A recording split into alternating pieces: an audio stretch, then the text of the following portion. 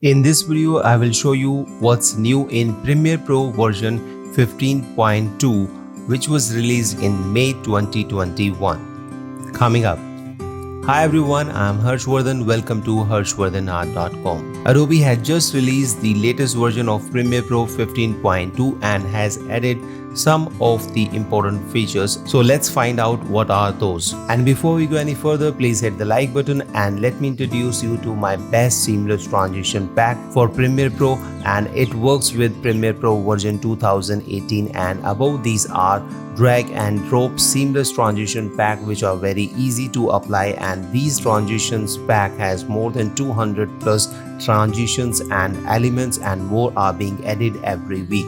This pack is just amazing. You just buy it once and use it forever. You can use it for unlimited number of projects and unlimited number of time, and unlike the other transition pack which has certain limitation on how many projects you can use them and for what purpose, but this seamless transition comes with absolutely no restriction. Just download it, use it for any kind of your project, be it your personal or commercial project, or be it for your clients' personal or commercial projects. So you can use it forever, and free updates would be available to you as and when they are added to this pack.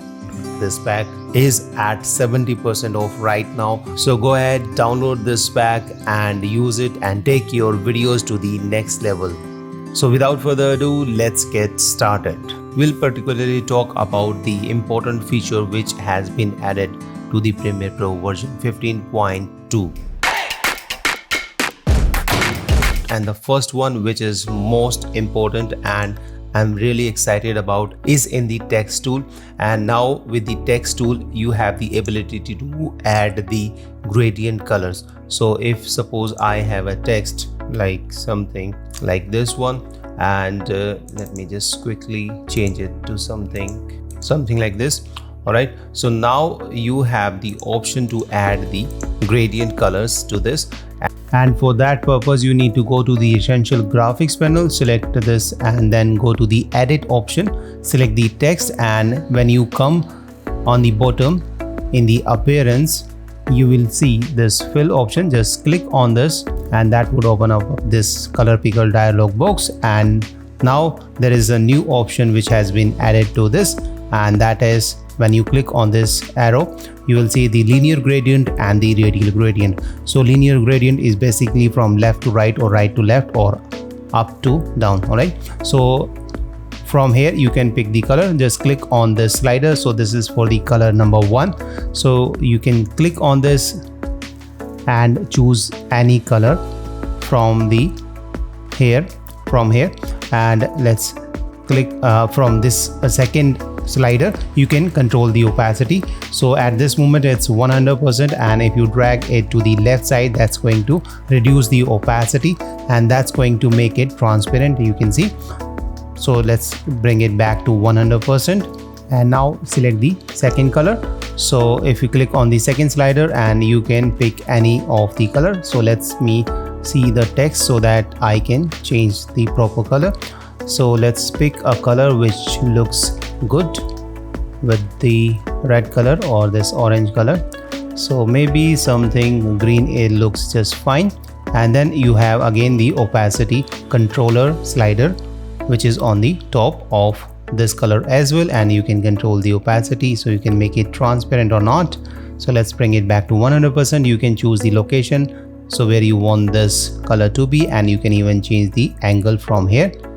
So that would change the angle and that would give you some different look. So let me show you.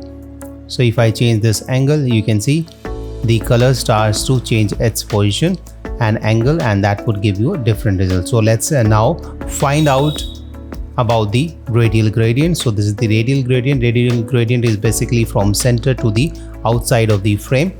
So this red color is in the center, so this is the second color, and you can choose its location and that would give you the different result. You can choose the first color and change its location as well according to your liking, and Let's get back to the linear gradient, and if you click anywhere, that's going to add one more color point, and you can add different color to that and change the color to the something else of your choice, and that looks just amazing. You can see this is how you can get the amazing gradients option in the fill of the text.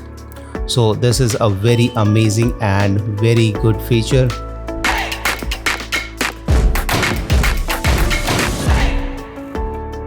Besides this, the Adobe has also added the ability to change the caption label and the option to use the gradient in the captions as well. So let me show you. Now let's go back to the sequence and select caption and select add new caption track, and from here you can just change it to the subtitle or anything else and press OK, and thereafter this subtitle track option will. So if you go to the Windows and select the text, this text option or the text panel would be available. Just drop it maybe somewhere right over here.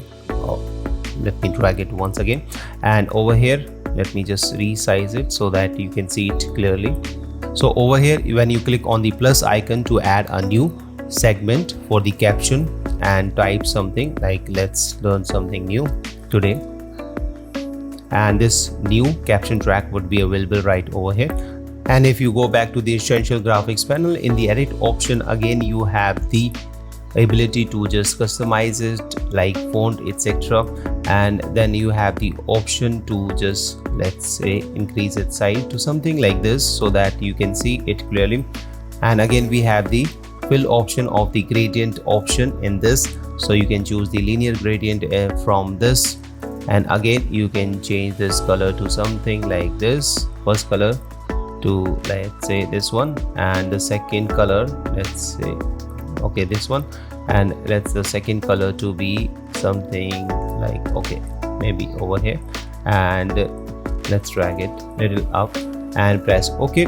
So you now have the ability to add the gradient to the caption as well, and then we have the option to change the label of this caption. So for this purpose you need to go to the edit, select label and choose any other color like forest, and it immediately just change the label of the caption. Earlier it was, this option was not available, so let's change it to something like violet, and this becomes the violet. And unfortunately it doesn't have the option to change it by right clicking like the other video tracks. So if this is the video clip and if I just right click, and I have the option of change the label color right from here rather than going to the menu, but in this case you have to go to the edit and then choose the label, and then you have to change it to other colors. All right, so that's the new thing which I wish they would add in the latest update, the ability to change it right from here. And besides this, now they have also added a loudness meter, so which is very useful for the broadcast purpose. So if you just go to the effects panel and just search for radar or loudness meter or this loudness meter, so this is the new loudness meter which they have added, so you can just drag and drop. Earlier there was the loudness radar which was the earlier version, but the new loudness meter has new interface, new visual interface, so you can just drop it over your clip, any of your clip. So like this is the video clip, so I just drag it over here, and if you go to the effects control and inside it you will see loudness meter, just click on the edit, and now you will see this is new loudness meter, not radar meter. So here you can see the visualization of your audio controls, and you have the option of some of the presets. So these are some presets you can see like CD Master, Apple Podcast and these other things, and in the bottom you have the Netflix, Spotify and the YouTube. So you can select it and it's going to give you the best audio output for these particular platforms. So if we just play it, it has a new amazing visualization.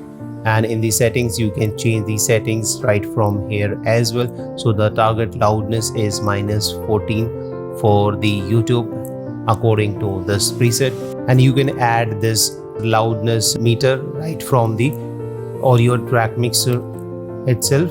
So in order to see the audio track mixer, just go to the Windows, audio track mixer, and select the sequence.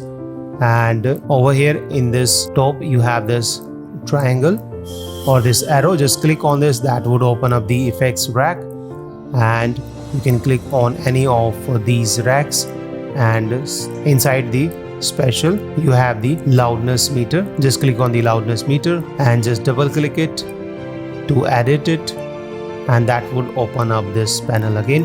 And then again you can choose the settings for particular track like Netflix and all that, and you can visualize it with the help of new loudness meter. So besides this, there are certain more updates to the Premiere Pro version 15.2, and like this they have added the Canon XF HVAC performance improvement, and they have also now support for the DirectX display technology to the windows, which are of not that important to most of the users.